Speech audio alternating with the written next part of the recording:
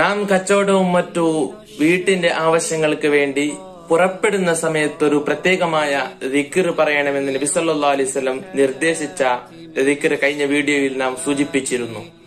എന്നാൽ ഒരു മുഅ്മിനായ മനുഷ്യൻ അവന്റെ വീട്ടിൽ നിന്ന് പുറപ്പെട്ട് പോകുന്ന വഴിയിൽ പ്രശ്നങ്ങൾ, പ്രയാസങ്ങളിൽ നിന്ന് രക്ഷപ്പെടാൻ, യാത്രകൾ, പോക്ക് നല്ല സുഗമമാകാൻ അവിടെയും ചില മഹത്വമുള്ള ശ്രേഷ്ഠതയുള്ള ദിക്റുകൾ പറഞ്ഞു തന്നിട്ടുണ്ട്. ഇമാം ഇബ്നു ഹജർ അൽ-ഹൈതമി തങ്ങൾ അവിടുത്തെ ഈളാഹിലും ഇമാം തുർമുദി തങ്ങൾ അവിടുത്തെ ജാമിഉ തുർമുദിയിലും ഉദ്ധരിച്ച ഒരു ദിക്ർ നാം വീട്ടിൽ നിന്ന് പുറപ്പെട്ടു കഴിഞ്ഞാൽ പതിവാക്കേണ്ടതുണ്ട്.